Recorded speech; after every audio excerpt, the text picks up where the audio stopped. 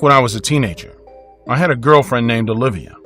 Although she was a teenager too, she was in college, 2 years older than me and much more mature. She was the nicest human I'd ever known. We lived in the same neighborhood, played together, went to the same school until she graduated, and had the same group of friends. So it wasn't a surprise to our parents when we both announced that we were dating. She was 19 and I was 17 when we both decided to work at our local Wendy's. It was a small outlet and mostly the college and high school crowd frequented that restaurant.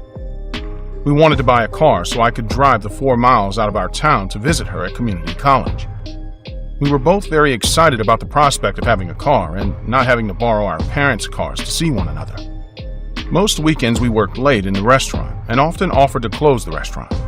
This would allow us to spend more time together. Although Olivia was older than me, she was a short, petite girl, whereas I was a 6-foot-tall football player.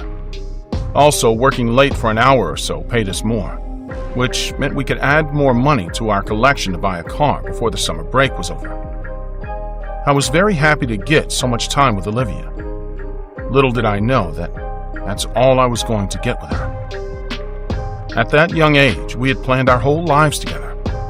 I was excited to join her in the community college, though I could easily secure a spot in the Ivy League colleges with my sports background. However, I wanted to be with her, so I decided to go to the community college. One evening while we were working in the restaurant as usual, a group of my high school friends came in to have a quick bite. I was quite popular in the college, so they all greeted me and ordered their food. That evening, it was again just me and Olivia in the Wendy's, as our co-workers had some emergency. The kids from my school were enjoying themselves in one of the booths when Olivia and I were getting their orders ready. "Hey there!" Sam had walked up to the counter. "Hey Sam, anything I could get you other than your order?" "No, Jack. I'm here to tell you guys something. You know my dad is a cop, right? So he received intel from one of the other sheriffs that there's a killer on the loose in our county, and he is targeting shopkeepers, workers, waiters, etc., who are alone in the shops and restaurants at night. You guys work pretty late. Just take care, okay?" Olivia was listening too, as Sam warned us. "Okay, buddy. Thanks for giving us a heads up. We'll take care." With that, Sam returned to his table where my other friends sat. After my friends left, there were no more customers, so we decided to head home. A week later, Olivia and I realized that we had collected the required amount to purchase the car we both wanted. With the help of my dad, we bought the car and were super happy to drive to and from work every day. It was a black Toyota, nothing fancy, but at least it was a first step towards our future together. I remember we were both so happy. In early July one evening, the other workers had left early to enjoy some movie that had just been released. Although now we didn't need extra money to save up for the car, we still enjoyed working late. So that evening too, we were more than happy to cover up for our colleagues. Our car was parked right in front of the entrance to the door in the parking lot. Olivia was cleaning up the inside counters and I was setting the tables right.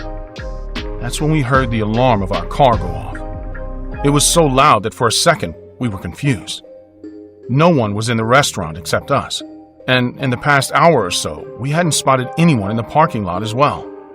This happened back when there were no CCTV cameras, so we couldn't even look into the camera feed to see if anyone was there. The alarm was still going off. Someone had to do something to stop the noise. A few minutes later, I saw the most horrid scene of my life.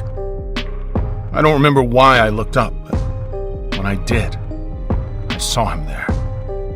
He was standing with his face pressed against the window of the restaurant, and his eyes were pitch black, without any pupils or anything. His face looked demonic, and he had a silly grin pasted on it. I was terrified just looking at him. But when I realized that Olivia was still cleaning the counters, my fear spiked sky high. She was unaware of this person still busy cleaning the damn counter. The man and I stared through the glass at one another. His smile didn't waver an inch, and his dark matted hair was pasted to his face. His skin was yellow and unnaturally textured. He had a big butcher knife in his hand, which he raised and showed me through the window. I was helpless at that moment. I watched the man run towards Olivia behind the counter as I stood there beside our new car in the parking lot, looking at them from outside. No matter how fast I ran, I was sure you would kill my girlfriend. I was truly, utterly helpless. I sprinted towards the doors, nonetheless, and yanked the front door open.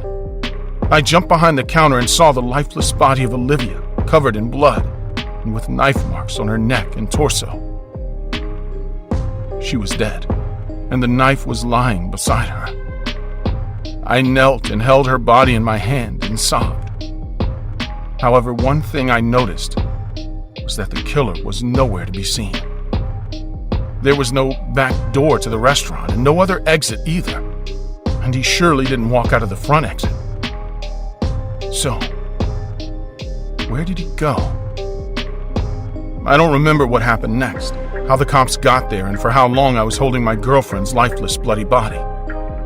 The next thing I remember was the detective saying that it was an open and shut case, as I was the killer. They had found my fingerprints on the murder weapon when in fact, I'd never touched it. Also, they didn't find any footprints other than mine and Olivia's behind the counter, which concluded that I was the killer.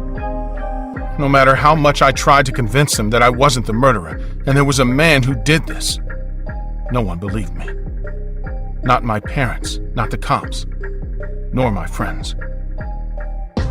Now, I stand before the same Wendy's restaurant that I and Olivia worked in, after being out of prison 35 years later. Till this day, I could not find the proof of the black-eyed man who killed my girlfriend and ruined my life. Was it I who really killed her? Or was there another man, or a ghost perhaps? What do you guys think?